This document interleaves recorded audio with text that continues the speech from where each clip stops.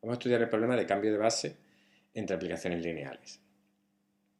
Al igual que estudiamos el problema de cambio de base entre vectores, aquí ocurre lo mismo. Las aplicaciones lineales se representan mediante matrices y al cambiar de base, pues esa misma aplicación lineal se representa mediante otra matriz. Y la pregunta es qué relación hay entre una matriz y la otra.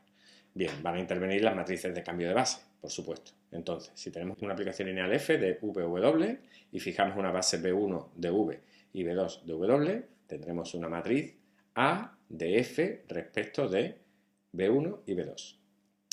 Si tenemos otra pareja de bases, ahora b3 base de v y b4 base de w, tendremos una matriz H de f respecto de b3 y b4.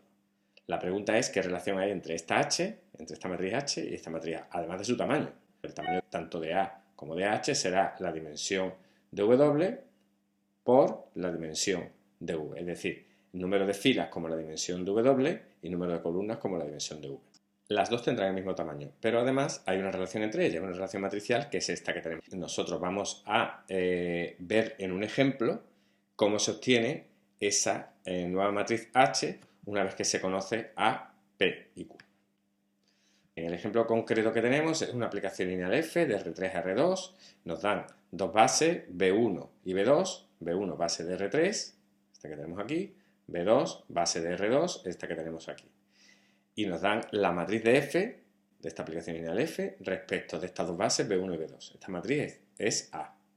Bien, como sabemos, es una matriz 2 por 3. Bueno, pues ahora nos piden que calculemos la matriz de f respecto de B3 y B4. B3 va a ser el espacio de partida, B4 va a ser el espacio de llegada. Esa matriz H que vamos a calcular tendrá el mismo tamaño que A, es decir, será una matriz 2 por 3. Volvemos a escribir el esquema, es decir, tenemos F que va de R3 a R2. Este esquema es fundamental para nosotros en los cambios de base. Tendremos una base B1 y una base B2, una base B1 de R3, una base B2 de R2 y tenemos la matriz A de F respecto de B1 y B2. Ahora nos dan otra base B3 de R3, otra base B4 de R2 y nos piden la matriz de F respecto de B3 y B4. Esa matriz le hemos llamado H, le hemos puesto una interrogación para dejar claro que eso es lo que nos piden. Según la teoría, pues H es Q-1 por A y por P, siendo P la matriz de cambio de base de B3 a B1, la punta de la flecha indica que el cambio va de B3 a B1, y siendo Q la matriz de cambio de base de B4 a B2.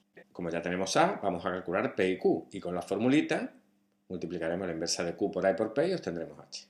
Recordamos, la matriz de cambio de base de B3 a B1 cuadrada es inversible y lleva por columnas las coordenadas de los vectores de B3 respecto de B1. Eso es lo que calculamos aquí. Este es el primer vector de B3 y este es el cálculo de sus coordenadas respecto de la base B1. Estos son los vectores de la base B1. Sus coordenadas se colocan en la primera columna de la matriz P. Repetimos lo mismo con el segundo vector de la base B3. Calculamos sus coordenadas respecto de la base B1. Este es el cálculo que tenemos aquí y nos da 0, 1, 0, que son las coordenadas del segundo vector de B3 respecto de la base B1.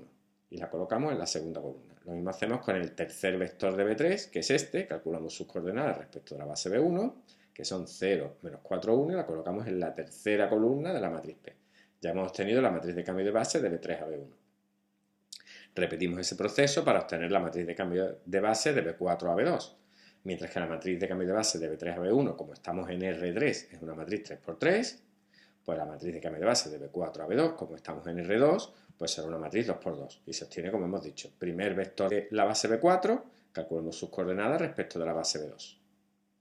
Y nos da menos 1, 8 quinto, y lo colocamos en la primera columna de la matriz Q. Y hacemos lo mismo con el segundo vector de la base B4, calculamos sus coordenadas respecto a la base B2, que salen 0 menos 3 quintos, y obtenemos la segunda y última columna de la matriz Q, que como hemos dicho es una matriz 2 por 2, por tanto cuadrada, inversible. Pues nada, ya no solamente nos queda multiplicar. La matriz H, es decir, la matriz de F respecto de B3 y B4, será la inversa de Q por A y por P. Aquí escribimos la Q, inversa, hay que calcularla. Esta es la A, que nos la daban como dato del problema, y esta es la P, que la teníamos aquí. Hacemos todas las cuentas y nos da la matriz que hemos llamado H de F respecto de B3 y B4. Por ejemplo, si V tiene coordenadas 1, menos 5, 7 respecto a la base B3, F de V, es decir, la imagen de V, tiene coordenadas, pues lo único que tengo que hacer es multiplicar H por esas coordenadas, es decir, por 1 menos 5, 7, y me da menos 54 menos 90, que son las coordenadas de f de v respecto de la base B4.